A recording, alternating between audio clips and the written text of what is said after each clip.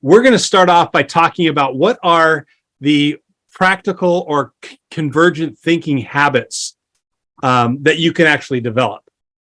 And it starts with, and you'll be shocked at where it starts, but it starts with starting stuff.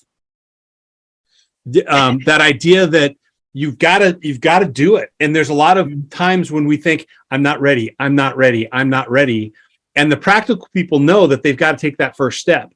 You need to start before you feel ready, because the creative in you will always say there's more ideas. There's more that we can do. So you've got to start. That's one of the habits of practical people.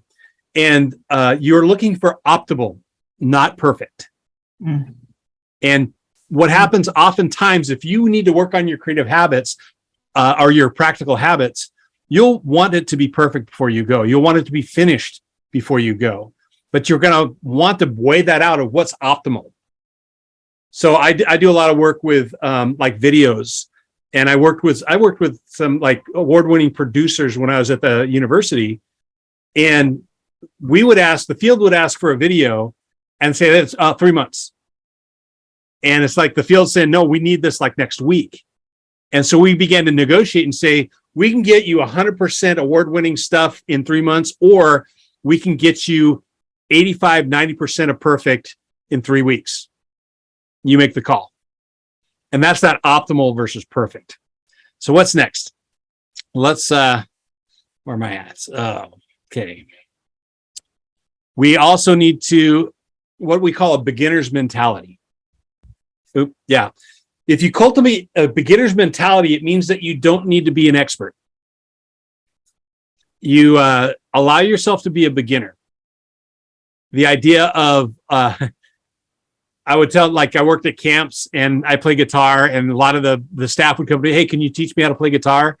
And they would play for, a couple of hours and then give it up, because they wanted to be, choose your guitarist, Van Halen or Jimi Hendrix or Beck or whatever. And they didn't realize you've got to be willing to suck if you want to get good. Oh, yeah. There's the old saying that anything worth doing is worth doing right. Well, there's another even better saying that anything worth starting is worth starting poorly. And so the beginner's mentality helps you break into that practicality mindset, because then if you're a beginner, you go in and expecting to learn and seeing new stuff. There's a correlation over in the creativity as well, but we're not there yet. So the concept of resilience. And I started using this word a couple of years ago, before resilience was really the big thing. And I've done more and more thinking about it. And as a matter of fact, I'm doing a workshop next week on effective and content. Resilience is about fatigue. When you feel stuck and you're so tired that you can't move. And that stuckness can be anything from, like, I just can't get an idea, to I can't get out of this terrible situation. But resilience means that you, number one, you have skills that get you unstuck. And there's two basic skill sets that get you unstuck, which is problem solving or figuring stuff out, and MSU, making stuff up. And that's, again, the other side, but that resilience of dealing with the fatigue. Practicality means that you jump in and you keep going, even if you're tired, and even if you feel stuck. So let's, the idea of focus. Everybody knows squirrel.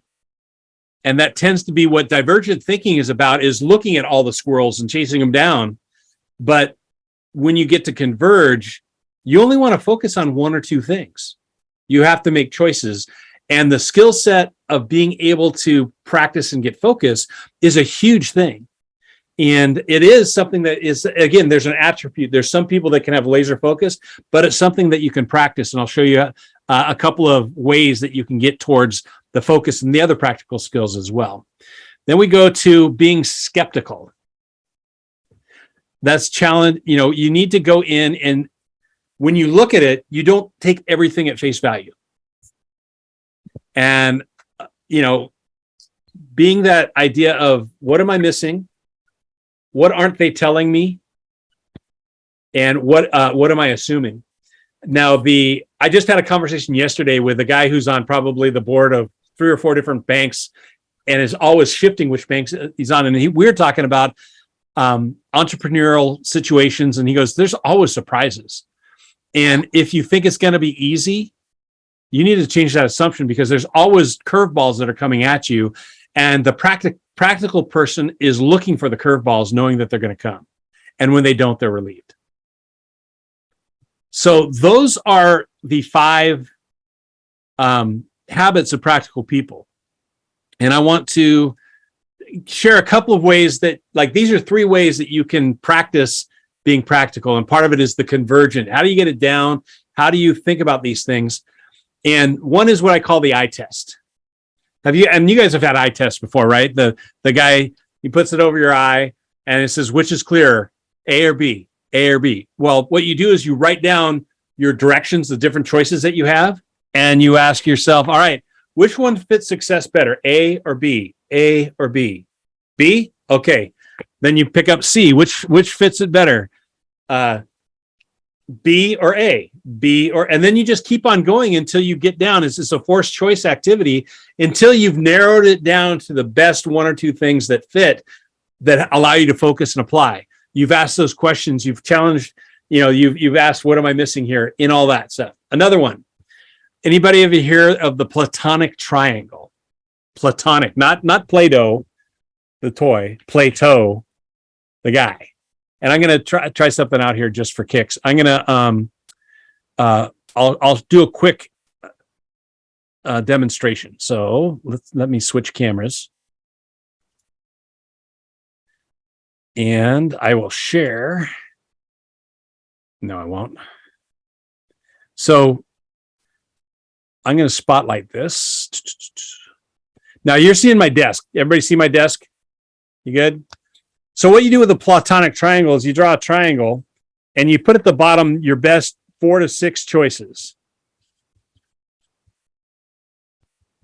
Now you look at the triangle, there's only room, there's 1, 2, 3, 4, 5. There's only room for 4 up here. Which one stays back? Well, we'll say the D stays back. So it's A, B, C, E. Now you ask the same, there's only room for 3. Which one stays back? We'll say A this time. So we got B, C, E. And you do this 1 layer at a time. You don't try and guess what's going to be up top. You do it 1 layer at a time. And what you end up with is a prioritized list with the top 1 or 2 things for you to focus on. So this is a great way of narrowing down choices to help you focus. And if you're doing this by yourself, you're going to ask yourself, why did I make that move?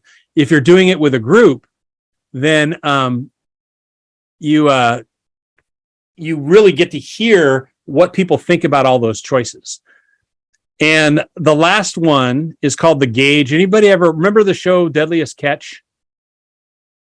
Or if you ever go fishing, or you're doing any kind of thing where there's a regulation on size, there's a gauge.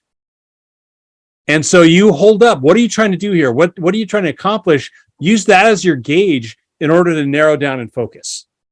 So those are like 3 practical tips on how to be practical and how to get out of your head and all the divergent thinking and all the wonderful things that are out there to help you focus, to help you ask hard questions about what you're doing, to give you a starting point and allow yourself to think like a beginner.